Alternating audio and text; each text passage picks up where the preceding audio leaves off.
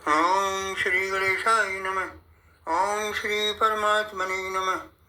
कर्पूरगौरम करुणावतारम संसार सारम भुजगेन्द्रहारम सदा वसंतम हृदयारविंदे भवम भवानी सहितम नमामि। अब मैं भगवान शंकर एवं माता पार्वती जी के चरणों की वंदना करते हुए आज की राम कथा प्रारंभ करता हूँ। देखिए सज्जनों, पिछली बार की राम कथा में हम यह प्रसंग सुन रहे थे कि धनुष यज्ञ में विजयी होने पर जानकी जी ने श्री रामचंद्र जी के गले में जयमाल डाल दी। तत्पश्चात विश्वामित्र जी की परामर्श के अनुसार राजा जनक ने यह समाचार राजा दशरथ को सुनाने अयोध्या के लिए दूत भेजे। राजा दशरथ का समस्त राज दरबार यह समाचार सुनकर बहुत हर्षित हुआ और गुरु वशिष्ठ जी के परामर्श के अनुसार जनकपुर के लिए बारात प्रस्थान की तैयारी होने लगी। राजा दशरथ ने भरत और शत्रुघ्न को घोड़े, हाथी और रथ सजाने के लिए कहा। दोनों भाइयों ने अत्यंत पुलकित होकर उत्तम रंगों के घोड़े सजवाए तथा उन पर भरत जी और शत्रुघ्न जी जैसे समान अवस्था वाले राजकुमार सवार हुए। वे सभी आभूषण धारण किए हुए। उस समय पुरुष भी आभूषण धारण करते थे। छैल छबीले छैल सब सूर सुजान नवीन जुग पदचर असवार प्रति जे अस कला प्रवीण। सभी चुने हुए छैल छबीले शूरवीर चतुर और नवयुवक हैं। प्रत्येक सवार के साथ 2 पैदल सिपाही हैं। इस प्रकार रथों पर चढ़ चढ़कर बारात नगर के बाहर जुटने लगी। श्रेष्ठ हाथियों को सजाकर उन पर पालकियां कसी गईं, जिन पर ब्राह्मण समूह बैठ चले। मागध, सूत, भाट और गुण गाने वाले भी सवारियों पर चढ़कर चले। सेवकों का समूह भी साथ में चला। हाथियों पर जो घंटे लगे हैं उनकी ध्वनि हो रही है। रथों की घड़घड़ाहट और घोड़ों की हिनहिनाहट हो रही है। अटारियों पर चढ़ी स्त्रियां मनोहर गीत गा रही। तब सुमंत जी ने 2 सुंदर रथ सजवाए।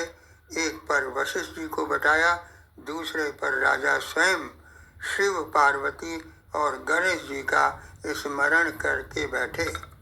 यहाँ 4 चौपाइयाँ हैं। सुमिर राम गुरु आय सिपाही चले मई पत शंख बजाई। हर्ष विबुधि विलोकी बराता बरसै सुमन सुमंगल दाता। सुर नर नारी सुमंगल गाई सरस राग बाजै शहनाई।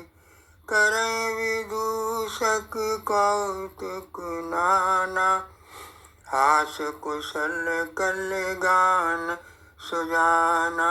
हास कुशल कल गान सुजाना। श्री रामचंद्र जी का स्मरण करके एवं गुरु की आज्ञा पाकर पृथ्वीपति दशरथ जी शंख बजाकर चले।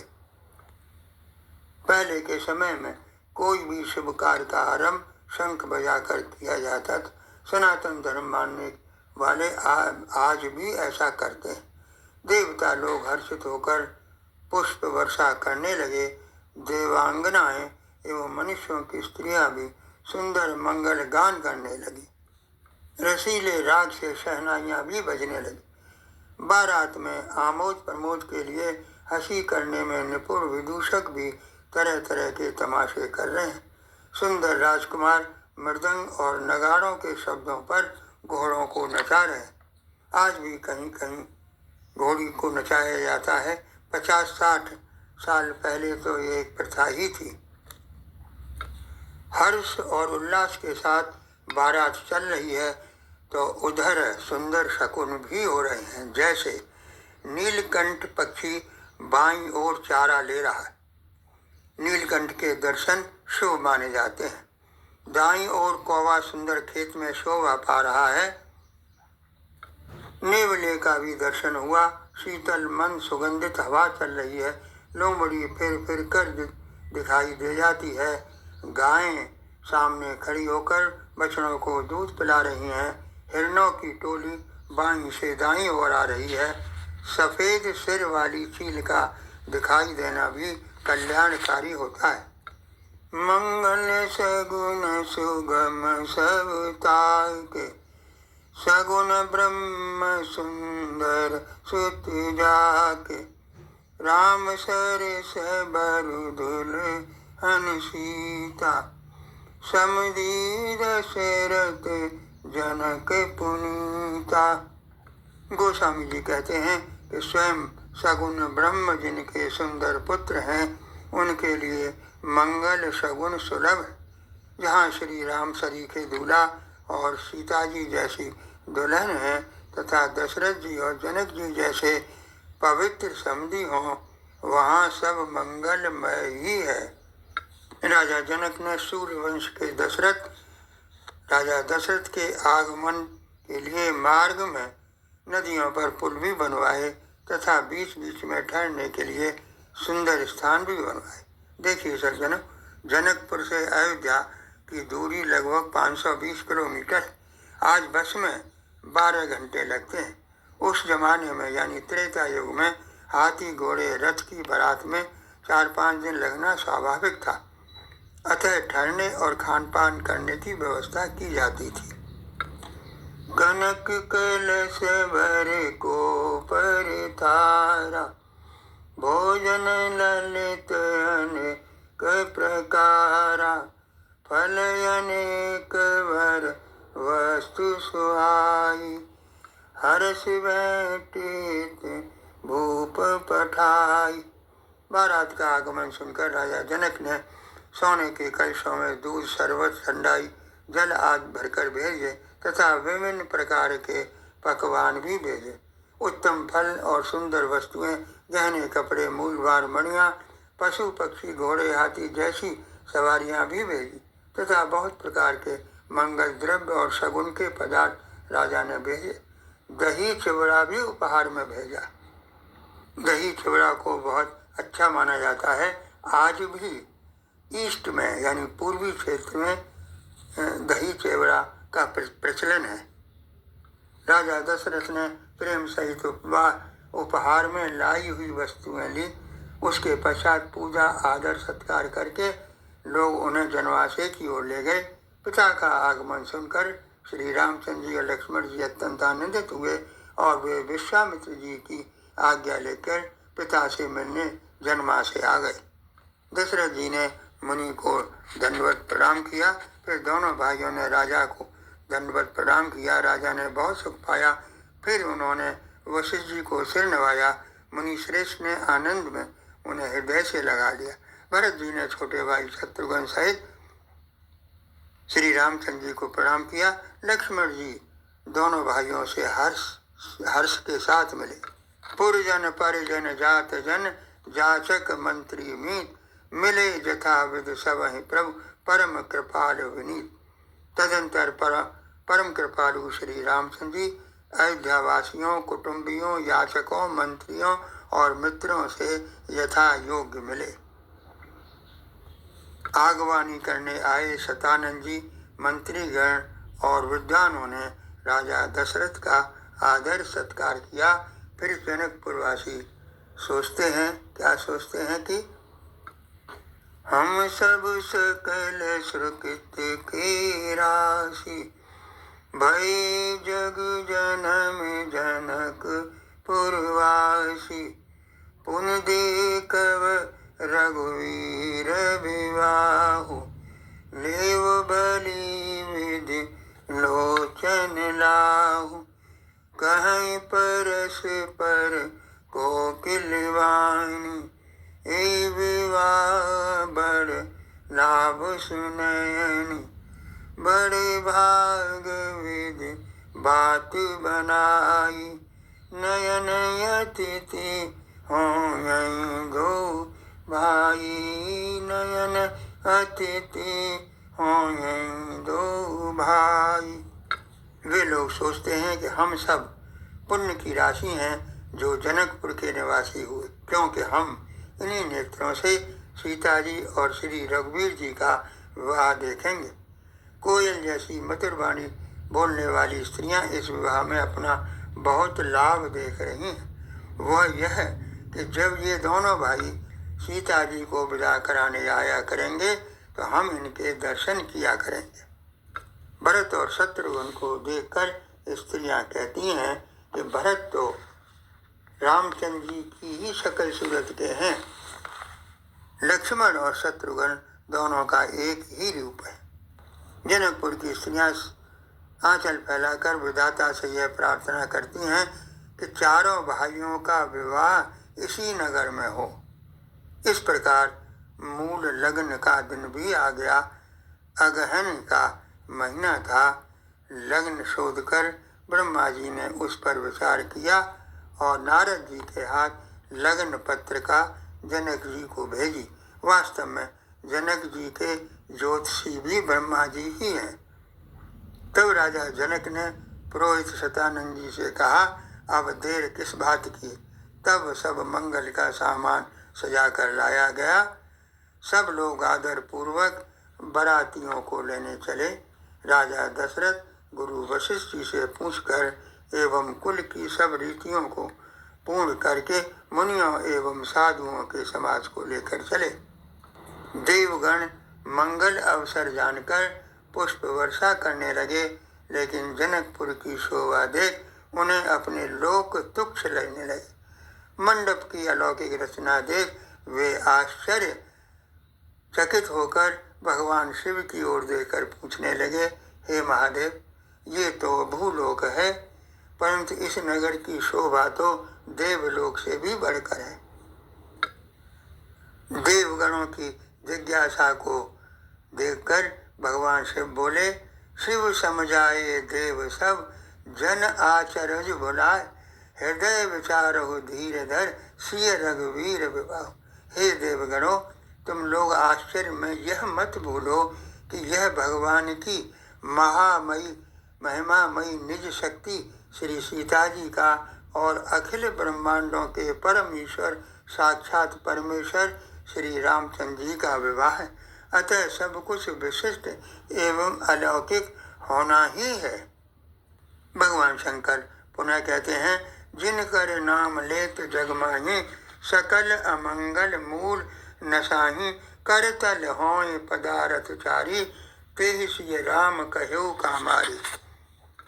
जिनका नाम लेते ही जगत में सारी अमंगल की जड़ कट जाती है और चारों पदार्थ धर्म अर्थ काम मोक्ष मुट्ठी में आ जाते हैं, वे ही जगत के माता पिता श्री सीता जी और राम जी हैं। इस प्रकार देवगणों को समझाकर शिव जी भी नंदी पर बैठकर आगे चल दिए। राम रूप नख सिख सुभग, बारह बार निहार, पुलक गात रोचन सजल, उमा समेत पुरार।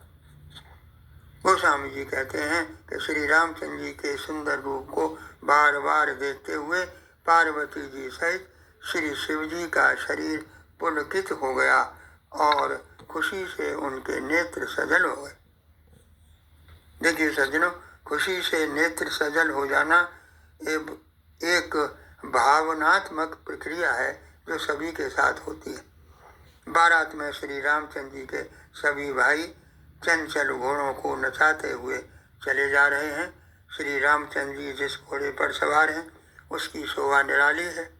सो शंकर जी अपने 15 नेत्रों से, ब्रह्मा जी अपने 8 नेत्रों से, स्वामी कार्तिकेय अपने 12 नेत्रों से और इंद्र अपने 1000 नेत्रों से श्री रामचंद्र जी के दर्शन का लाभ पा रहे हैं। देखिए सज्जनों, 1000 नेत्र वाली बात समझ में आना कठिन है, परंतु इंद्र को गौतम ऋषि के श्रापवश 1000 नेत्र मिले थे। वह इस शाप को अब अपना धन्य मान रहे हैं। भगवान विष्णु ने श्री रामचंद्र जी को देखा तो वे लक्ष्मी जी सहित उन पर मोहित हो गए। देखिए सज्जनों, यहाँ यह प्रश्न उठता है कि श्री रामचंद्र जी स्वयं विष्णु के अवतार हैं तो वो कैसे मोहित हुए। वास्तव में विष्णु जी जब अवतार लेते हैं तो उनकी पूर्ण शक्ति ही अवतार लेती है और स्वयं विष्णु अपने धाम में विराजमान रहते हैं। बृहदारण्य उपनिषद के श्लोक ओम पूर्णमदः पूर्णमिदं पूर्णात् पूर्णमुदच्यते पूर्णास्य पूर्णमादाय पूर्णमेवावशिष्यते अर्थात सच्चिदानंद घन वह परम ब्रह्म जो दिखाई नहीं देता, सब प्रकार से पूर्ण है, वह अनंत है, क्योंकि पूर्ण से ही पूर्ण की उत्पत्ति होती है। यह दृश्यमान जगत भी अनंत है। उस अनंत से विश्व बहिर्गत हुआ। उस पूर्ण ब्रह्म से अनंत विश्व बहिर्गत होने पर भी परम ब्रह्म पूर्ण ही रहता है। एक साइंटिफिक एग्जाम्पल है 0 - 0 = 0, यानी शून्य को पूर्ण नंबर माना गया है। इसके अतिरिक्त कोई गुरु अपने पूर्ण ज्ञान को किसी शिष्य को पूर्ण रूप से भी दे देता है, तब भी गुरु का ज्ञान पूर्ण ही रहता है। ब्रह्म की पूर्णता को एक्सप्रेस करने के लिए एक दोहे रूपी 2 लाइन स्मरण होती हैं। ओम पूर्ण है वह, पूर्ण है यह, पूर्ण से परिपूर्ण होता पूर्ण है, पूर्ण में से पूर्ण को यदि ले निकाल, शेष फिर भी पूर्ण ही रहता सदा।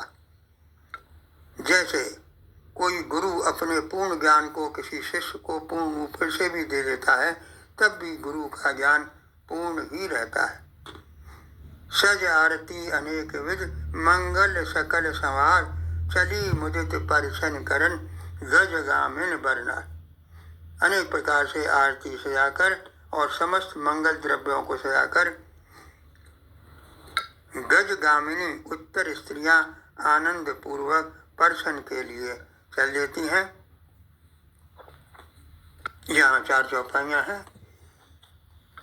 विधु भजनी सब मृग सब लोचन, सब निज तन छवि विरति मोचन, सकल सुमंगल अंग बनाए, करय गान कल कंठ लगाए, कंकन किंकिन नूपुर बाजन, चल विलोकी काम गजलाज, सखी शारदा रमा भवानी, जे सुरतीय सुच सहज सयानी, कपट नार वर वेश बनाई, मिली सकल रनवा सई जाई, करय गान कल मंगल बानी,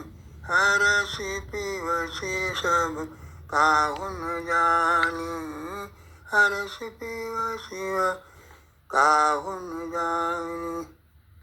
सभी स्त्रियां चंद्रमुखी और मृगलोचनी रंग बिरंगी सुंदर साड़ी और आभूषण पहने। इसके अतिरिक्त समस्त अंगों को मंगल द्रव्यों से सजाए हुए कोकिल स्वर से गान कर रही, नूपुर कंगन बज रहे हैं। स्त्रियों की चाल देखकर कामदेव के हाथी भी लजा जाते हैं। देखिए सज्जनों, गोस्वामी जी भी अवसर के अनुसार उपमाएं देने में कम नहीं रहे हैं। स्त्रियों की इसी भीड़ में इंद्राणी, सरस्वती, लक्ष्मी जी और पार्वती जी और अन्य देवांगनाएं सुंदर स्त्री का वेश बनाकर रनवास में जा मिली और मंगल गान करने लगी। सब कोई हर्ष के वश में है, अतः उन्हें किसी ने नहीं पहचाना। यहाँ सरस्वती जी, लक्ष्मी जी एवं पार्वती जी को इसलिए स्त्री वेश में दिखलाया गया है जिससे वे रनवास के आनंद को पूरी तरह उठा सके। पहचान होने पर तो उन्हें आदर सत्कार के साथ अलग से बैठा दिया जाता। वैसे भी ये देखा जाता है कि यदि किसी कार्यक्रम का आनंद लेना हो तो सबके साथ घुल मिल जाना चाहिए। विशिष्ट व्यक्तियों को तो एक तरफ बैठा दिया जाता है। एक सामान्य परिपाटी है, जो सुख भात सिय मात मन, देख राम वर वेश, सो न सकहि कहि कल्प सद, सहस शारदा से। श्री रामचंद्र जी का वर वेश देखकर सीता जी की माता सुनैना जी के मन में जो सुख हुआ उसका वर्णन नहीं किया जा सकता।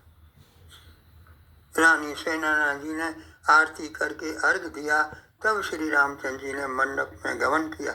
इस प्रकार रामचंद्र जी मंडप में आए और अर्घ देकर आसन पर बैठाए गए। यहाँ ब्रह्मा आदि देवता भी ब्राह्मण वेश बनाकर प्रभु की छवि देख रहे हैं। भाट और नट श्री रामचंद्र जी की निशावर पाकर प्रसन्न हो रहे हैं। वैदिक और लौकिक रीतियां करके जनक जी और दशरथ जी बड़े प्रेम से मिले। समधियों का मिलाप देख देवता लोग अनुरक्त हो गए और पुष्प वर्षा करने लगे। फिर जनक जी दशरथ जी को आदर पूर्वक मंडप में ले आए। इसके पश्चात उन्होंने श्री वशिष्ठ जी, श्री विश्वामित्र जी की पूजा की और आशीर्वाद प्राप्त किया। सभी ऋषियों की मन से पूजा की और दिव्य आसन दिए। तत्पश्चात उन्होंने दशरथ जी की पूजा महादेव जी के समान जानकर की और उन्होंने सभी बरातियों का दशरथ जी के समान ही आदर सत्कार किया। वास्तव में ये परंपरा है कि बरातियों का भी सत्कार बहुत अच्छी तरह से किया जाता है, आज भी किया जाता है। उस समय ब्रह्मा, विष्णु, महेश, दिक्पाल और सूर्य ब्राह्मणों का वेश, सुंदर वेश बनाकर सब लीला देख रहे थे। जनक जी ने उन्हें बिना पहचाने ही उनका पूजन किया और आसन दिए। क्योंकि वे सामान्य वेश में थे, अतः जनक जी उन्हें पहचान ही नहीं पाए, फिर भी उनका सत्कार किया।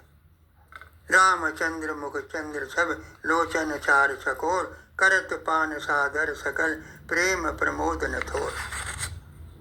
श्री रामचंद्र जी के मुख रूपी चंद्रमा की छवि को सभी लोग आनंद पूर्वक निहार कर रहे हैं। समय देखकर वशिष्ठ जी ने सतानंद जी को आदर पूर्वक बुलाया और कहा, अब जाकर राजकुमारी को शीघ्र ले आइए। पुरोहित की वाणी सुनकर रानी अति प्रसन्न हुई और सखियां सीता जी का श्रृंगार कर मंडली बनाकर प्रसन्न होकर उन्हें मंडप में लेवा चली। सभी सखियां भी 16 श्रृंगार किए हुए मंडप की ओर जा रही हैं। सीता जी भी उनके मध्य सुशोभित है। उनकी शोभा का वर्णन तो संभव ही नहीं है। देखिए सज्जनों, अब आगे की कथा में भावनाओं का वर्णन किया जाएगा। अतः इस कथा को हम यहीं विराम देते हैं। जय श्री राम।